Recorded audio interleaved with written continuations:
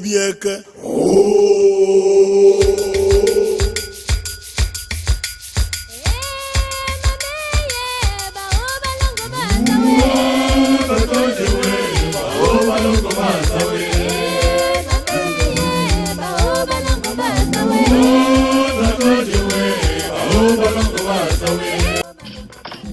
Nintendo Miamecambo, c'est la première et la plus grande plateforme virtuelle entièrement dédiée aux ressortissants du département de l'Alsace et de l'Ogooué-Vindo en général. Nous sommes dotés des magazines 3e Magazine, d'un site internet, l'autre Mecambo, d'une chaîne YouTube 3e TV et d'une page Facebook Nintendo Miamecambo.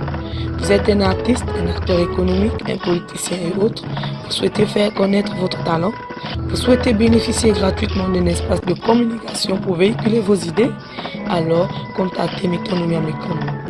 Notre équipe viendra vers vous avec le matériel nécessaire afin que vous puissiez en profiter pour faire votre promotion. Notre site internet est un outil de communication totalement mis à votre disposition. Vous pouvez librement y publier vos articles et autres tribunes. N'hésitez plus, profitez gratuitement d'un espace de communication ouvert à tous grâce à une équipe dynamique et disponible que vous pouvez contacter via le site internet www.metando.com ou sur la page Facebook Metando Miamecambo. Ou par email à mmm@metando.com. Metando Miamecambo, c'est l'autre Miamecambo. Bonjour Monsieur Maître Bonfali. Bonjour. Merci de nous recevoir. C'est un honneur de vous entretenir dans le cadre de notre plateforme Metando Miamecambo et surtout dans ce nouveau programme relatif aux élections législatives. Alors, le peuple de Mecambo apprend par la presse interposée, précisément sur la plateforme Metando Miamecambo, que vous êtes candidat pour le 3e siège du département de l'Alsace. Alors, la première question, c'est de savoir qui est Maître Bonfali. Maître Bonfali est un Gabonais, originaire de Mecambo, du village de Bia. Est-ce que vous pouvez nous dire davantage, Maître Bonfali, natif du village Ibéa, a-t-il une vie professionnelle, quelles sont normalement ses occupations favorites, qu'est-ce qu'il fait dans la vie? Maître Bonfali est avocat depuis le 28 novembre 2003. Avant d'être avocat, il a été professeur de droit au lycée du 2 février à Lomé au Togo, à l'ENAS pendant 3 ans. L'ENAS qui est devenu aujourd'hui l'INFAS. Maître Bonfali est également un homme marié, père de nombreuses familles. C'est aussi un artiste. Voilà. À mon actif, j'ai 2 albums. Un album enregistré en 1995 quand j'étais en 2e année de droit. Et un autre enregistré récemment en 2014 lorsque je me suis marié. Bien avant cela, j'avais d'autres enregistrements faits au village de Takanga, moi-même. Alors, Maître Bonfali, qu'est-ce qui motive aujourd'hui votre candidature? Ma candidature n'est pas une candidature instantanée. J'ai beaucoup réfléchi et j'ai voulu mettre une virgule dans ma vie professionnelle. Mais vraiment, nous voulons comprendre davantage parce qu'à regarder le cadre dans lequel nous sommes aujourd'hui et à regarder un peu de gauche à droite, et ce que nous écoutons de part de l'autre, Maître Bonfali quand même mène une vie assez honorable, pour ne pas dire aisée. C'est quand même un peu paradoxal de partir de là pour se retrouver un peu poste de députation. Effectivement, vous avez raison, je suis à l'abri du besoin. Et au regard des preuves manifestées par moi sur le terrain professionnel, certains amis, certains parents, certains frères et sœurs ont estimé que je pouvais également partager avec eux ou travailler pour eux dans un autre domaine, dans le domaine législatif. Et vu que l'appel était insistant et pressant, j'ai dû accepter. Est-ce à dire que Maître Mofadi est-il confiant à cette élection? Êtes-vous confiant? Nous ne faisons jamais rien au hasard. Nous n'avons jamais rien fait au hasard. Quand je dis nous, j'entends par là tous ceux qui m'ont toujours accompagné. Et les actes que nous avons posés par le passé, dans d'autres domaines, ont toujours été des actes réfléchis. Donc si j'ai accepté de poser cette candidature, c'est que nous y avons réfléchi depuis le début. Tu avais une autre question. Maître Mofadi, à supposer que aux élections, vous êtes en ballottage ou à parité égale avec d'autres membres, êtes-vous prêt à faire des alliances? Mais c'est tout à fait naturel, puisque tous mes concurrents sont mes frères.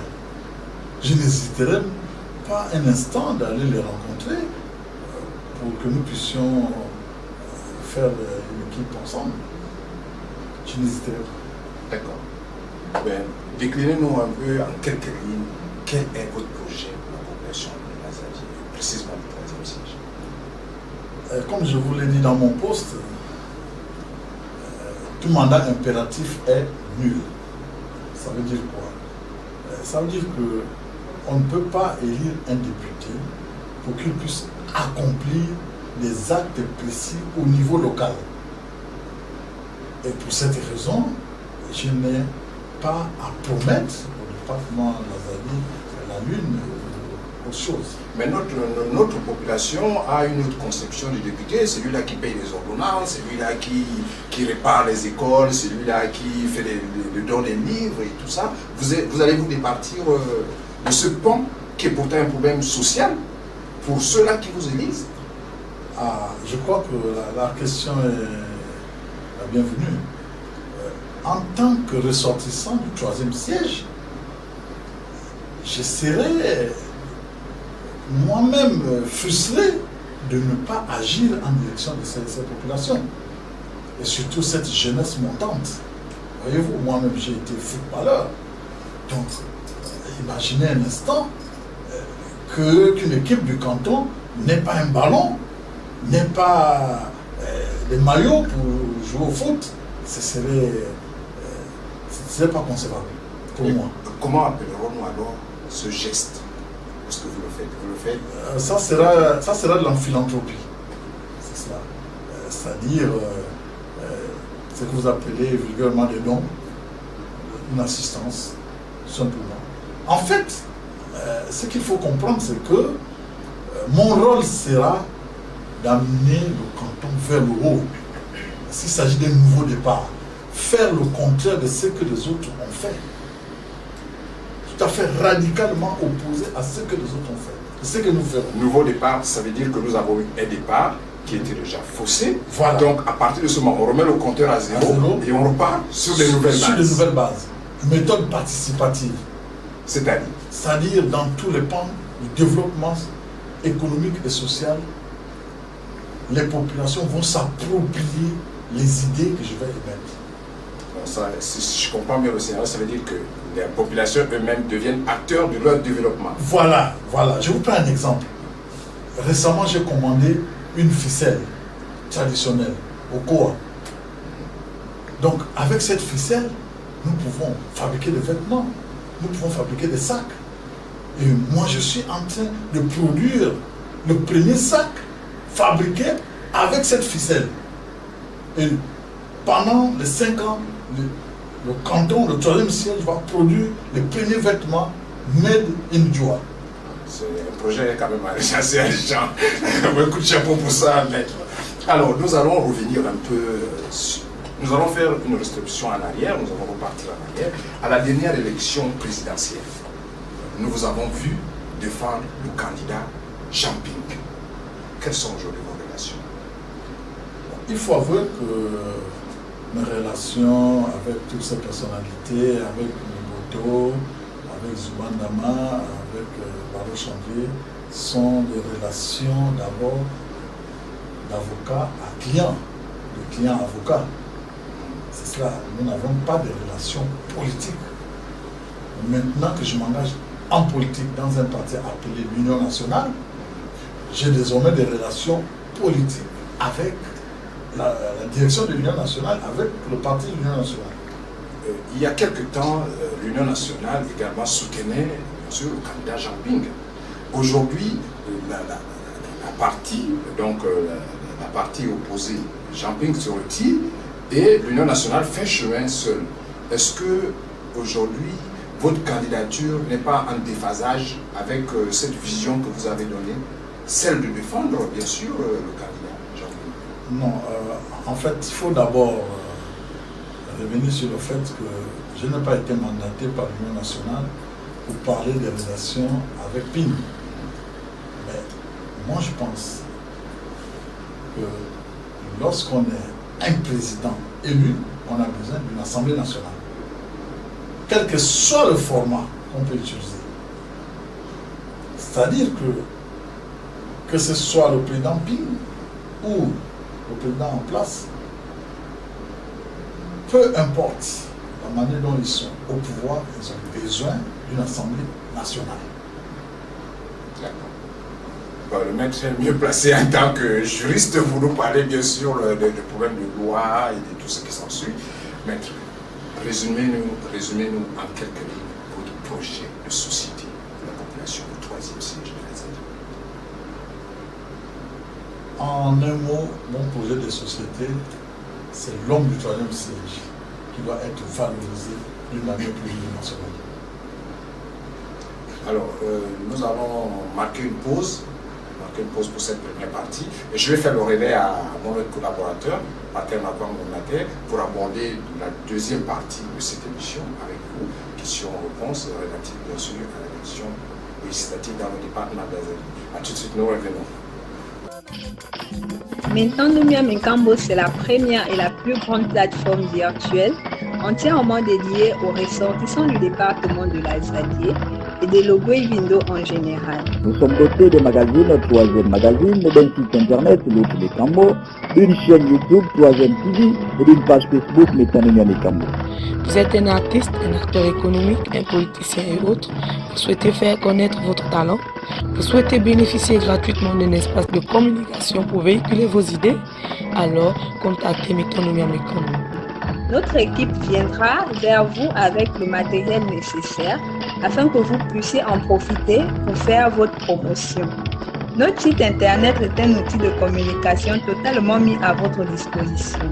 Vous pouvez librement y publier vos articles et autres tribunes. N'hésitez plus, profitez gratuitement d'un espace de communication ouvert à tous grâce à une équipe dynamique et disponible que vous pouvez contacter via le site internet www.metando.com ou sur la page Facebook Metandumia Mekambo. Ou par email à mmm@metando.com. Metandumia Mekambo, c'est l'autre Mekambo. Bien, maître, je disais que la politique c'est un problème, c'est une histoire professionnelle.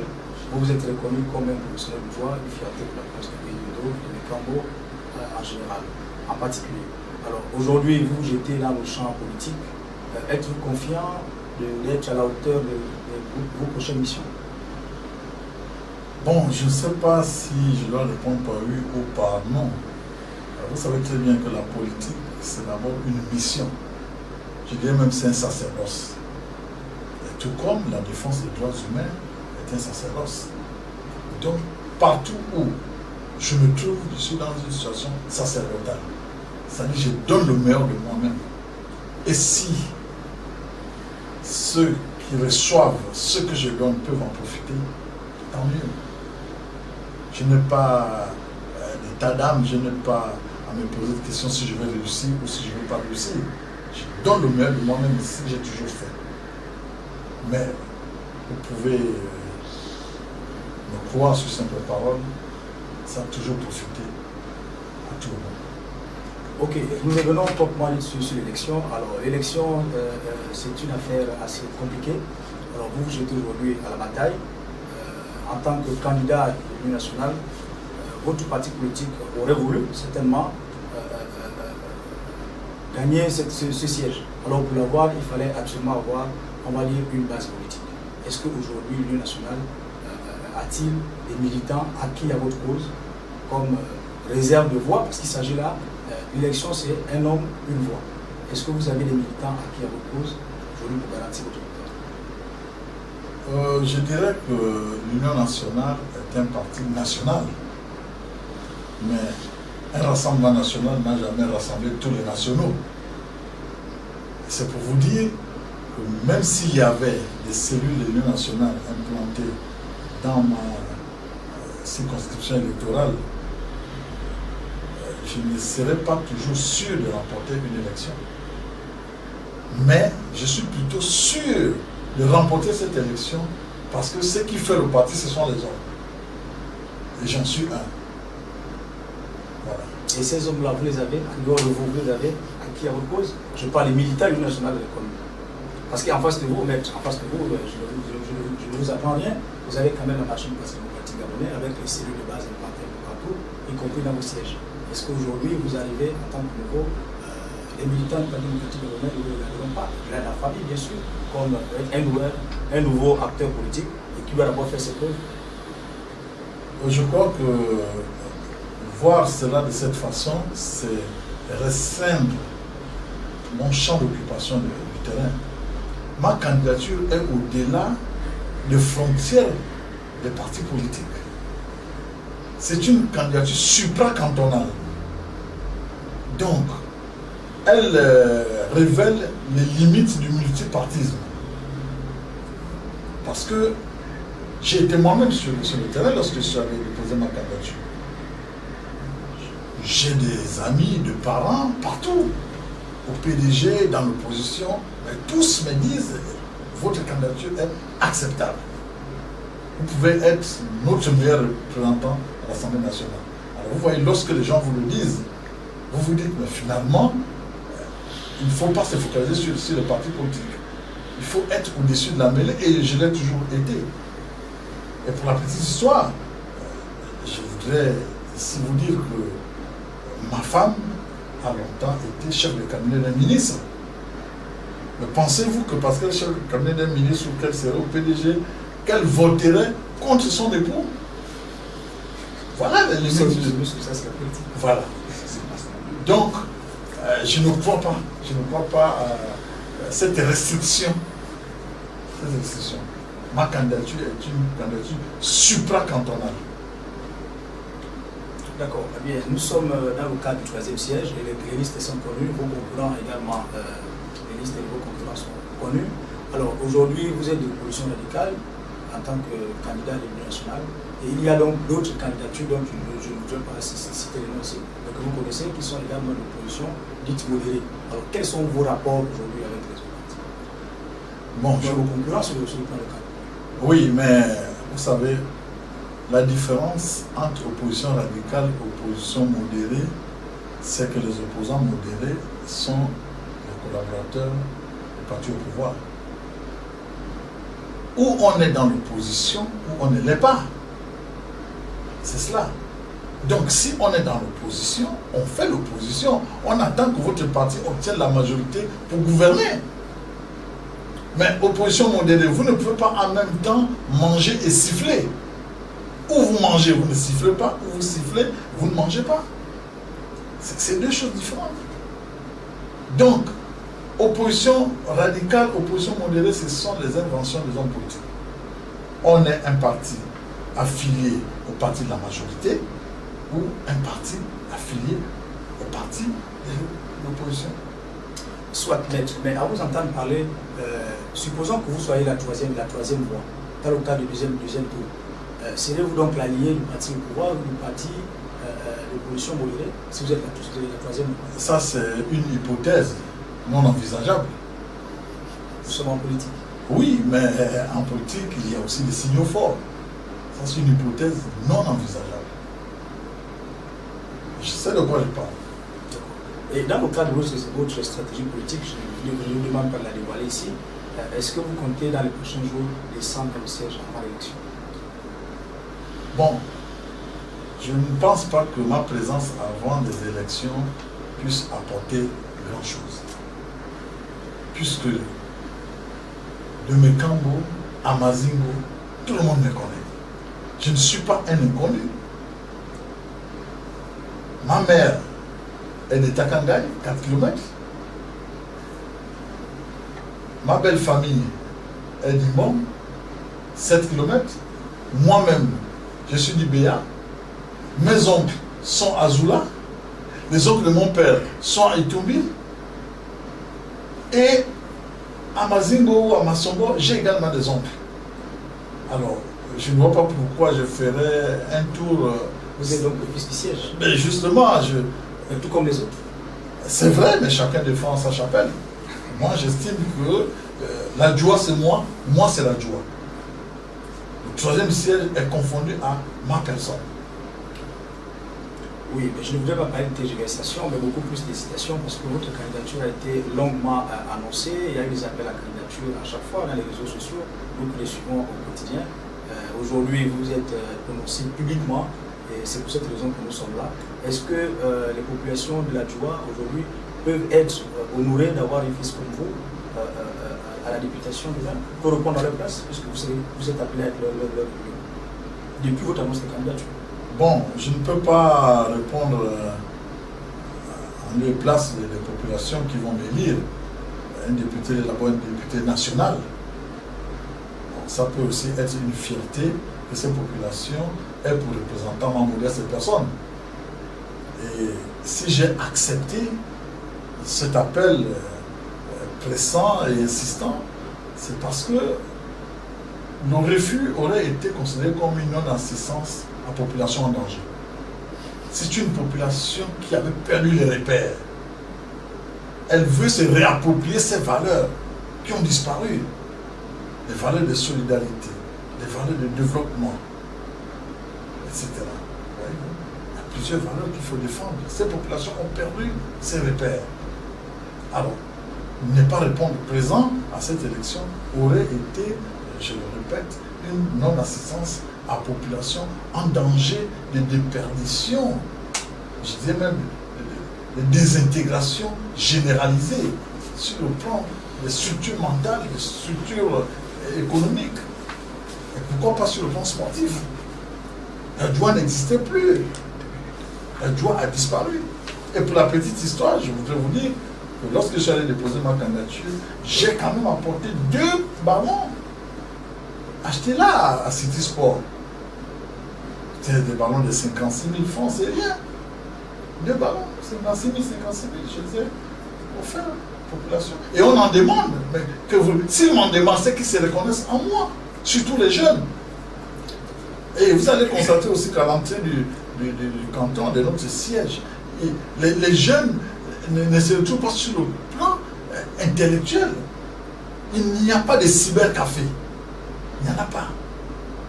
Mais comment les jeunes vont-ils être connectés à l'extérieur s'ils ne peuvent pas avoir cette petite structure? Donc vous voyez bien que c'est un chantier qui est vierge. Un chantier vierge.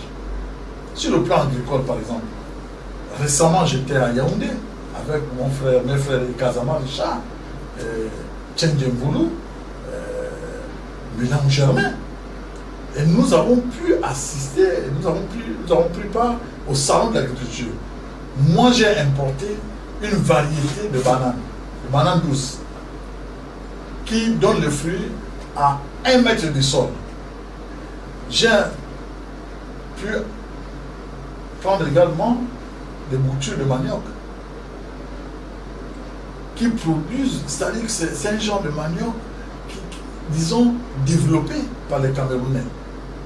Si vous en plantez 2, mais ça produit comme c'est pas permis.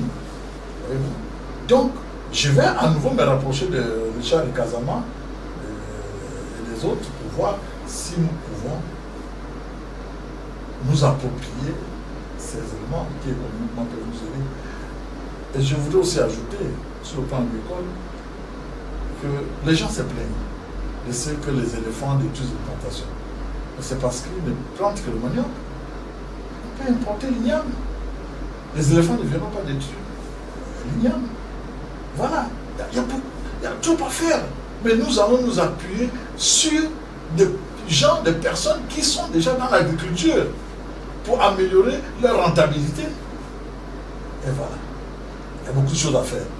Mais vous verrez tout ça dans mon plan quinquennal de développement de nous allons revenir en décryptage dans le cadre de votre plan quinquennal.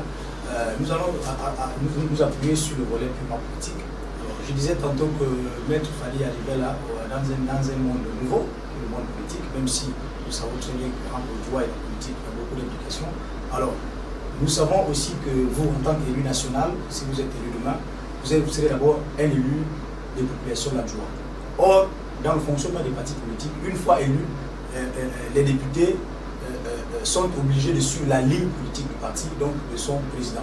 Si vous êtes le seul élu de l'Union nationale et que votre hiérarchie politique vous impose une donne, celle de beaucoup plus investir au plan national et de mettre en réserve ou de, on va dire, en berne les populations de la joie. Quelle serait votre réaction? Parce que c'est souvent cela, les populations vont donner leur voix et ensuite vous allez donc parler en termes d'élu national durant 5 ans et revenir pour solliciter les suffrages. C'est souvent cela. Quels sont les mécanismes aujourd'hui que vous envisagez pour rester au plus proche pendant les 5 ans des populations de la joie? Bon, il faut d'abord partir du principe que je suis un avocat, je suis un homme indépendant. Si on m'impose quelque chose qui ne cadre pas avec ma vision de la vie, je démissionne. C'est simple. Et vous suivez? Oui. Si on m'impose ce qui ne cadre pas avec ma vision de la vie, je démissionne. Parce que le premier principe qui guide l'avocat, c'est la liberté. La liberté d'expression, la liberté d'entreprendre. Donc, si, en tant que fils du troisième siège, j'ai une vision, c'est cela, j'ai une vision. Cette vision ne peut pas être estompée du fait qu'on m'ait imposé une vision nationale. Mais la vision nationale, c'est l'ensemble des petites visions départementales, cantonales, etc.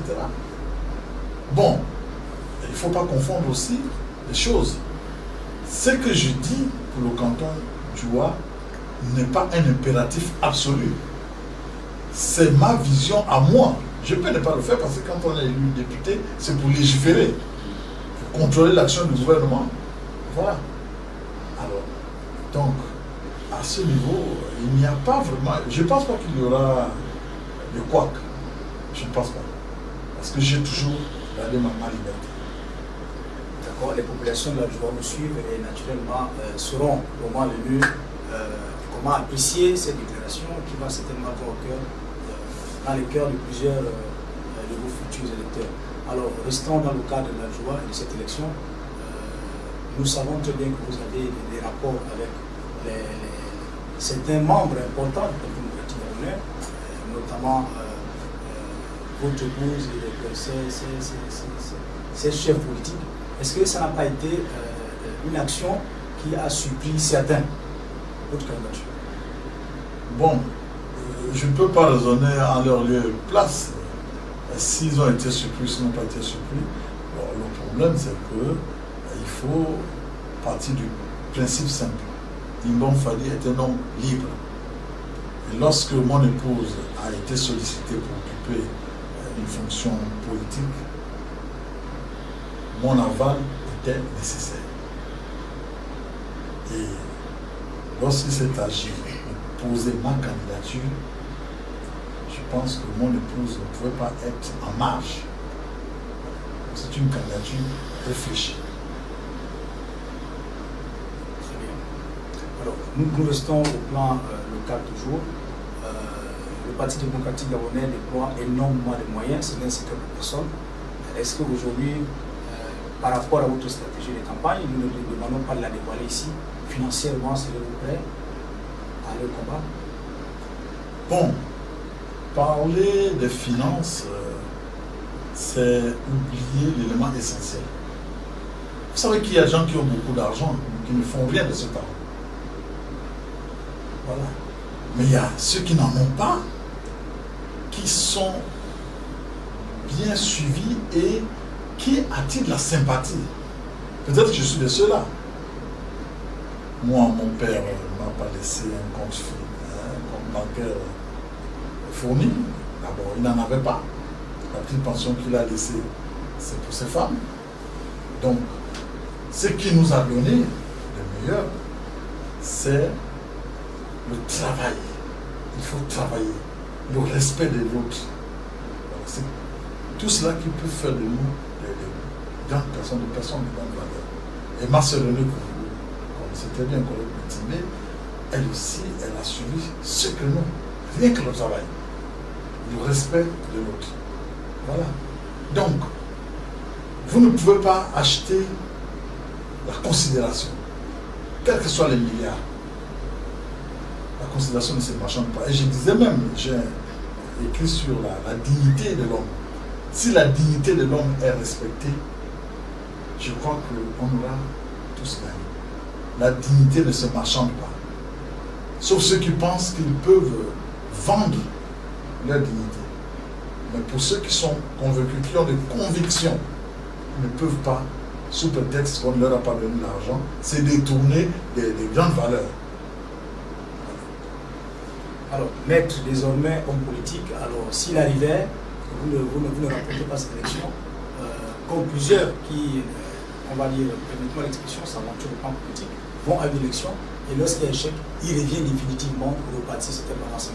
Est-ce que si vous ne remportez pas cette élection, serez-vous désormais un acteur politique permanent sur le terrain? Bon, je pense que il n'y a pas de frontière entre mon travail d'avocat et la politique. C'est comme entre le compromis et la compromission. J'ai toujours posé des actes dans le canton de Joie et ailleurs, sans attendre une récompense quelconque. Et si je me positionne aujourd'hui politiquement, je n'attends pas assez qu'on me jette des fleurs. Et qu'on n'attende pas de moi aussi la distribution des petits billets. Non, des banques. Ce qu'on doit attendre de moi, c'est ce que je dois faire. En tant que fils du canton, pas en tant que député, législateur. En tant que fils du canton, je dois poser des actes. Et je l'ai toujours fait sans la politique. Je ne me suis jamais désintéressé de mon village. Pour la petite histoire, la dernière Coupe du Monde a été suivie en direct. Dans mon village, les gens sont partis de Mazingo, de Massongo, de Zula, de Mekan pour aller suivre la Coupe du Monde. Je ne l'ai pas fait pour la politique, je l'ai fait pour moi. Et pour mes frères et sœurs, qui aujourd'hui en sont fiers. Donc je ne m'arrêterai pas à cause d'une hypothétique déception politique. Non, non. J'agirai toujours parce que je suis né là. Et peut-être qu'on va m'enterrer là. Alors, maître, quelle action voulez-vous mener en direction de la jeunesse de façon particulière? Alors, moi je crois que tout le monde n'a pas eu la chance que nous avons eue de faire des études supérieures, de bien apprendre, comme ça s'est dit. Et nous disons que les jeunes ont des activités qui doivent être soutenues par leurs aînés. J'insiste là-dessus parce que, voyez-vous, ceux qui sont dans des agglomérations telles que le quartier de Mekambo ont des besoins qui n'ont rien à voir avec les besoins des jeunes qui sont dans des villages. Il faudrait identifier leurs besoins et essayer de les satisfaire pour que eux aussi, quand ils seront comme nous, ils puissent refléter ce qu'on leur a donné. Alors, parmi ces besoins, vous voyez, il y a d'abord les besoins moraux. Sur le plan moral, quelle est l'éducation, quel est l'enseignement à donner à ces jeunes? Sur le plan moral, sur le plan de la structure mentale. Comment les formater pour que ce soient des bons adultes? C'est très important. Il faut les encourager au niveau scolaire. Vous voyez, par exemple, certaines personnes qui disent, écoutez, ces enfants-là, s'ils vont à l'école, c'est pour leurs parents. C'est bien. Mais moi, je suis avocat aujourd'hui. Est-ce que je suis avocat de mes parents? Je ne défends pas mes parents. Je défends tout le monde. Alors, si nous pouvons amener les jeunes aussi à réussir en médecine, en électronique, ils seront utiles pour nous tous. Voilà. Donc, c'est très important. C'est très important. Je ne voudrais pas entrer dans les détails, mais je dis les jeunes doivent comprendre qu'ils ont là la chance de leur vie. Mais quand je dis les encourager, ce n'est pas forcément aller à l'école. Il y a aussi des jeunes qui ont cessé d'aller à l'école, mais que nous pouvons récupérer en les envoyant dans des centres de formation pratique. On peut par exemple par an former 5 jeunes en mécanique, en pâtisserie, en vannerie, dans beaucoup de domaines. Et ils vont s'autonomiser.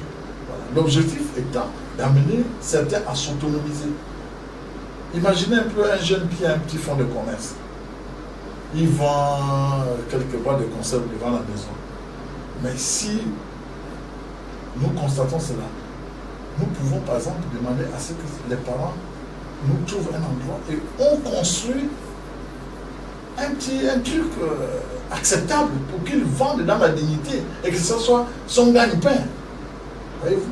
Donc, c'est une action pluridimensionnelle à l'adresse des jeunes.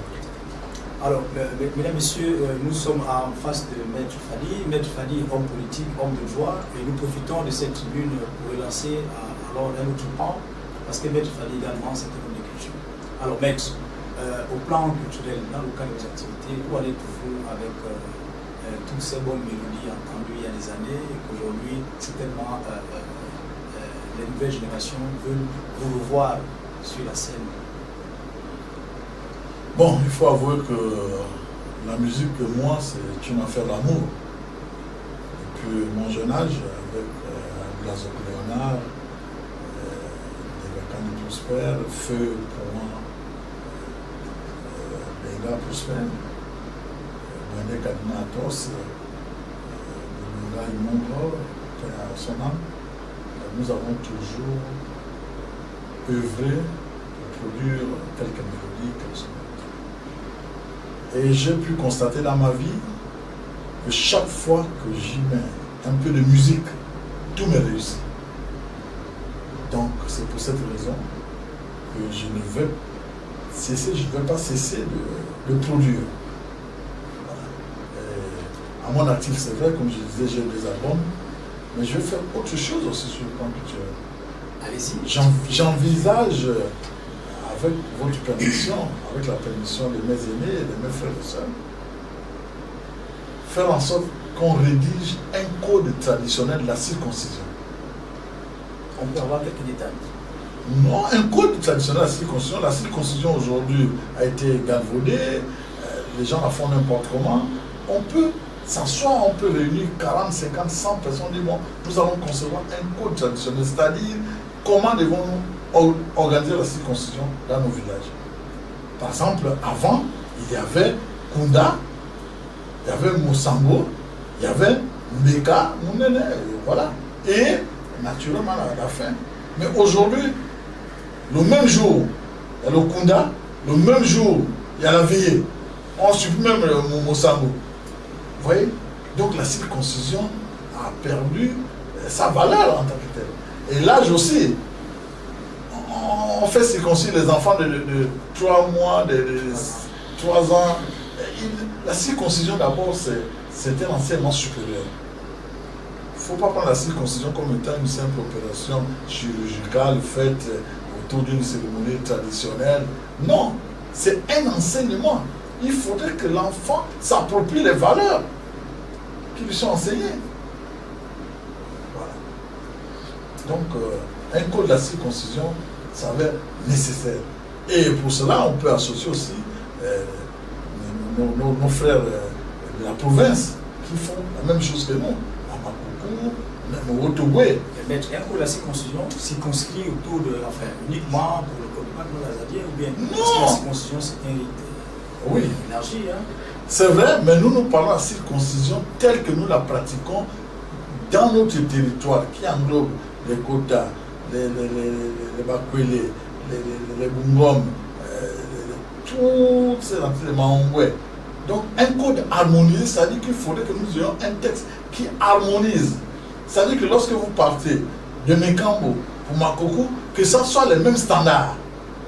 C'est vrai qu'il y a quelques spécificités par rapport aux traditions, mais il faudrait que ce soit les mêmes standards. Si on a Kunda, après Kunda, Mosambo, après Mosambo, Meka, il faut que ça se retrouve partout. Donc il faut harmoniser. En fait, ce ne sera pas un code qu'on va présenter à l'Assemblée nationale. Non, je n'ai pas dit ça. J'ai dit ça, c'est un code traditionnel.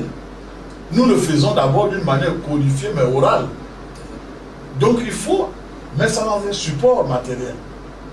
Ce ne sera pas un code au sens de la loi moderne, code civil. Le code au sens traditionnel devrait également respecter les standards traditionnels. C'est-à-dire qu'il ne serait pas nécessaire de certainement faire un travail verbal au lieu de formaliser, parce que s'il est formalisé, il va ressembler naturellement à tous les codes que vous avez ici. C'est vrai, vous savez, nous sommes héritiers aujourd'hui des écrits des anciens. Ces anciens, ils avaient écrit leurs coutumes. Et ils ont pu peut-être les moderniser ou je ne sais pas quel qualificatif donner. Nous aussi, nous codifions nos coutumes. C'est l'une des coutumes que je veux codifier. On peut aussi codifier l'Issembo. On peut aussi codifier le Monga. Voilà. Je dis qu'on doit codifier. Nous pouvons garder ça comme une spécificité ogivine. Voilà. C'est ça. Alors, maître, on vous a vu sur d'autres points intervenir lors des mariages coutumiers, puisque nous sommes dans le palais culturel, avec une certaine dextérité dans la parole. Est-ce que demain, vous, député, demain, maître, le reste avocat, serez-vous encore disponible pour intervenir? Parce que les gens qui vous suivent, certainement, auront besoin pour certains de vous faire appel eux-mêmes pour respecter l'association. Bon, il faut avouer qu'il faut faire la part des choses. Il faut faire la part des choses entre le politique et le traditionnel. C'est cela. Ce qui fait la faiblesse des États africains, c'est de penser qu'il faut, dès qu'on a réussi sur le plan intellectuel ou c'est pas professionnel, on doit être coupé de sa base. Ah non. Les Chinois, ils ont gardé leur tradition. Les Asiatiques, en général, ont gardé leur tradition. Et voyez leur niveau de développement. Nous aussi, nous devons garder notre tradition. Ok, maître, sur ce volet, puisque nous sommes vers la fin, nous attendons donc un mot sur le volet traditionnel pour que nous passions sur la fin de cette interview. Est-ce que maître a des perspectives? Un album sous caisse doit venir? Non, il faut avouer que j'ai un répertoire de 250 chansons d'Ilan. Donc chaque fois que je vais enregistrer, j'en sors 2 ou 3 ou 4. Et c'est parti. J'ai aussi des compositions personnelles. Vous savez que quand je n'ai rien à faire, lorsqu'il y a des grèves, je me mets à mon balcon pour faire quelques compositions ou faire des répétitions au balcon de ma chambre. Donc je le fais souvent. Je ne peux pas ici vous confirmer que j'ai un album en perspective, mais je peux vous confirmer que j'ai au moins 250 chansons d'Ilan. Et Ilan, c'est un rite traditionnel très puissant. Est-ce que c'est pratique encore aujourd'hui? Oui. Comme à votre époque? Oui, ça se pratique toujours. À Itakanga. Et même là, ça devient encore plus intéressant. Parce que nous avons pris la dimension mystique de l'âme. Nous avons eu à découvrir. Nous n'avons même plus besoin d'entrer dans notre cercle mystique pour comprendre comment fonctionne le monde de l'au-delà. Donc à travers le rite là-haut, vous vous intégrez très rapidement la sphère mystique. À travers le rite là-haut, je crois que je deviens un autre homme. On aurait bien voulu vous voir. On aurait bien voulu vous voir. Alors, maître, parmi l'une de vos œuvres musicales, nous avons souvent écouté une mélodie, une très belle mélodie aimée par tous les Bécambois. On va donc l'écouter ensemble et puis vous allez nous dire à peu près ce que ça vous fait aujourd'hui de l'écouter avec nous parce que nous sommes chez vous et vous en tant qu'homme de culture, vous pouvez donc suivre ça avec nous et dire un petit mot sur cette chanson que beaucoup ont aimé par le passé. Alors, si vous l'écoutez, qu'est-ce que ça vous fait? Ah oui, oui, ça me rappelle les années de la fac. Ah oui, c'était Iko Yambaga, j'avais enregistré cet album en 1995.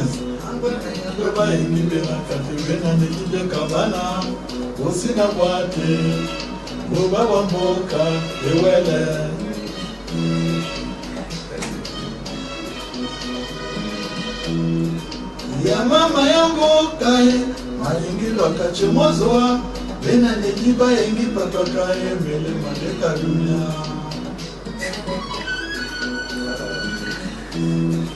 Mendika nandami ya wakai malingi baka mwaito milongo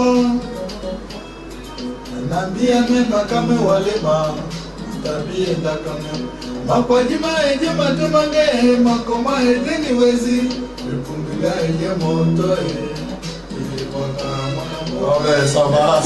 Merci beaucoup. Merci beaucoup. Maître, nous sommes là sur le volet culturel. Nous entrons de plein pied vers la fin de notre interview. Alors vous allez fixer la caméra. Restons essentiellement sur le volet politique.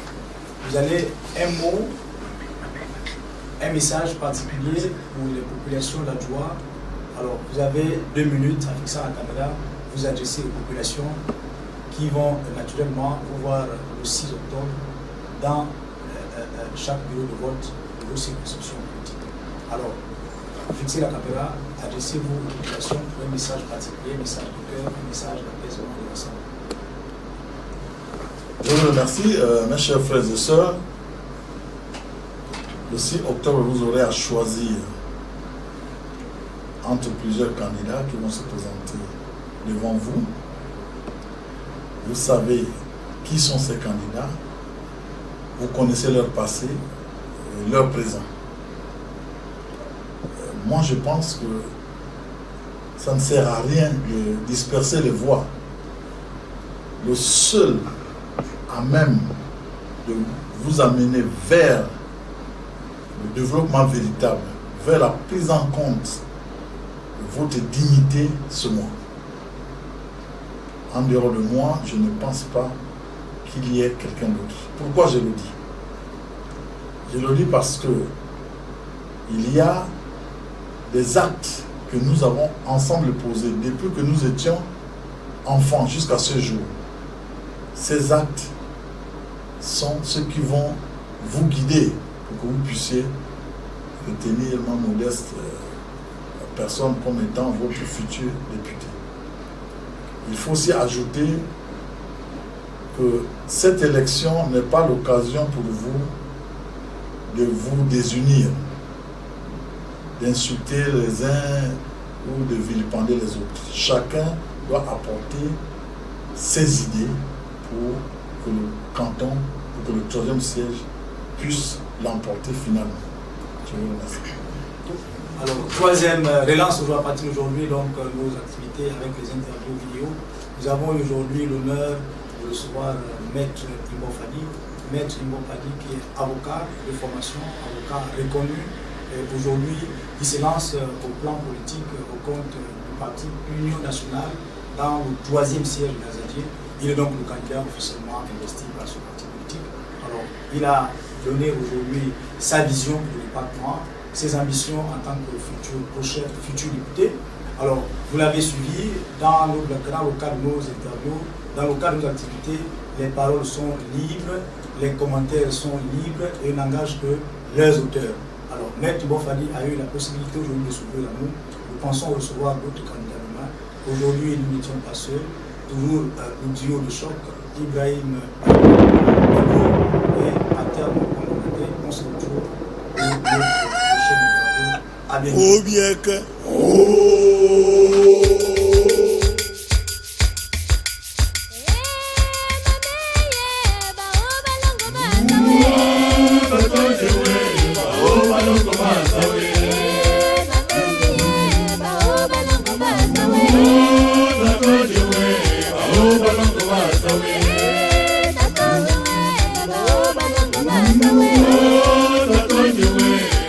Balongo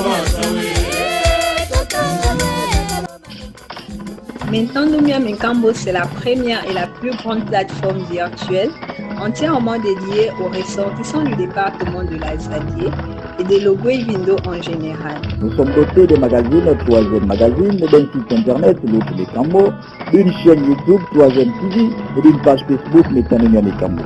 Vous êtes un artiste, un acteur économique, un politicien et autres. Vous souhaitez faire connaître votre talent. Vous souhaitez bénéficier gratuitement d'un espace de communication pour véhiculer vos idées. Alors, contactez Metando Miamecambo. Notre équipe viendra vers vous avec le matériel nécessaire afin que vous puissiez en profiter pour faire votre promotion. Notre site internet est un outil de communication totalement mis à votre disposition. Vous pouvez librement y publier vos articles et autres tribunes. N'hésitez plus, profitez gratuitement d'un espace de communication ouvert à tous grâce à une équipe dynamique et disponible que vous pouvez contacter via le site internet www.metando.com ou sur la page Facebook Metando Miamecambo. Ou par email à mmm@metando.com. Metando Miamecambo, c'est l'autre Mécambo.